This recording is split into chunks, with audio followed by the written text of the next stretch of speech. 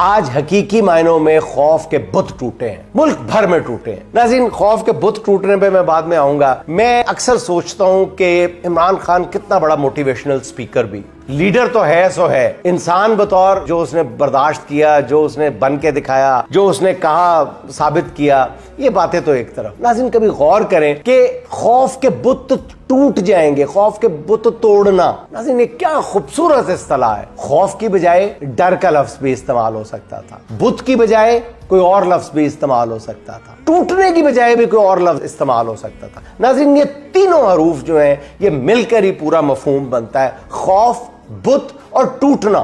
خوف کی بجائے کوئی لفظ استعمال کر سکتا تھا عمران خان، لیکن خوف، ناظرین کس چیز کا خوف؟ کون کس خوف میں مبتلا تھی؟ یا ابھی بھی بہت سارے لوگ میری طرح کے جو تھوڑ دلے ہیں وہ خوف میں مبتلا ہے۔ کس طرح کے خوف ہے؟ تشدد کا خوف، جیل کا خوف، قید کا خوف، نوکری جانے کا خوف، غربت کا خوف، یہ سارے خوف ہیں جو مل کے انسان کو کمزور سے کمزور تر کرتے چلے جاتے ہیں۔ ان خوفوں کی کئی قسمیں ہیں، کئی قسمیں ہیں۔ عزت جانے کا خوف، حالانکہ اللہ کہتا ہے وہ عزت ذلت میرے ہاتھ میں ہے، لیکن ہمیں اللہ پہ یقین نہیں ہے، بندوں پہ، اس دنیا پہ یقین ہے۔ پھر اگلا لفظ بت توڑنا۔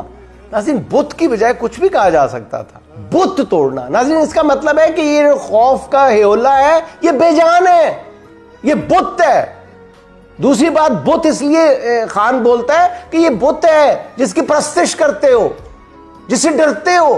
بت کا لفظ سوچ سمجھ کے استعمال کیا ہے خان۔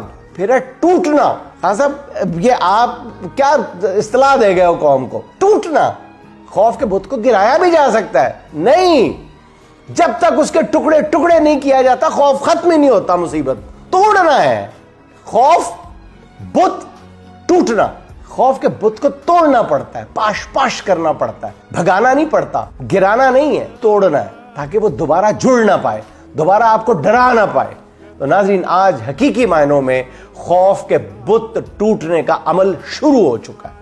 میں یہ نہیں کہتا کہ قوم میں سے خوف کا سارے بت ٹوٹ گئے ہیں، نہیں، یہ خوف کے بت ٹوٹنے کا عمل شروع ہو چکا ہے۔ عوام نے ایک بار پھر عمران خان پر لگی ریڈ لائن مٹا کے رکھ دی ہے۔ پورے ملک میں لوگ سڑکوں پہ نکل آئے، کہیں توقع سے کم، کہیں توقع سے بہت زیادہ، اور کہیں توقع کے عین مطابق۔